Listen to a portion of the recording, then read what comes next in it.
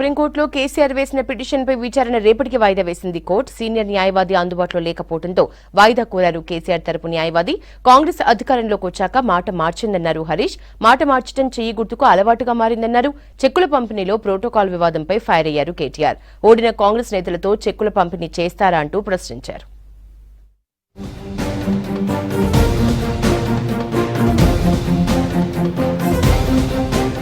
విద్యుత్ కొనుగోళ్లపై enquiry commission రద్దు కోరుతూ సుప్రీంకోర్టులో మాజీ సీఎం కేసీఆర్ దాఖలు చేసిన పిటిషన్ పై విచారణ రేపటికి వాయిదా పడింది. ఇవాళ ఉదయం కేసీఆర్ పిటిషన్ పై విచారణ జరిగింది. అయితే సీనియర్ న్యాయవాది అందుబాటులో లేకపోవడంతో పాస్ ఓవర్ కోరారు కేసీఆర్ తరపు న్యాయవాది మోహిత్ రావు. దీంతో మధ్యాహ్నానికి విచారణ వాయిదా వేసింది సుప్రీంకోర్టు. ఆ తర్వాత రేపటికి వాయిదా వేసింది సిజేఐ బెంచ్.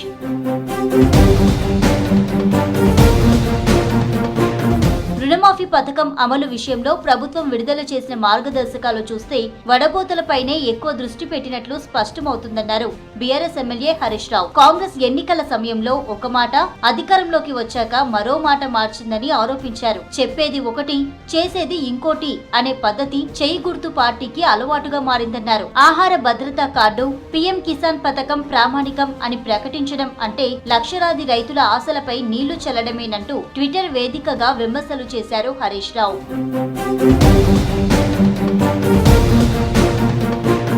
మహేశ్వరం నియోజకవర్గం ఆర్కేపురం డివిజన్ కిల్లా మైసమ్మ దేవాలయంలో జరిగిన ప్రోటోకాల్ వివాదంపై తీవ్రంగా ఖండించారు BRS working president KTR. Protocol ఉల్లంఘించి ఓడిపోయిన కాంగ్రెస్ నాయకుడితో చెక్కులు పంపిణీ చేయడంపై ఆయన ఫైర్ అయ్యారు. ఓడిన నేతలు స్టేజ్ మీద, ప్రజల ఆశీర్వాదంతో గెలిచిన ఎమ్మెల్యే స్టేజ్ కిందనా అంటూ ప్రశ్నించారు కేటీఆర్.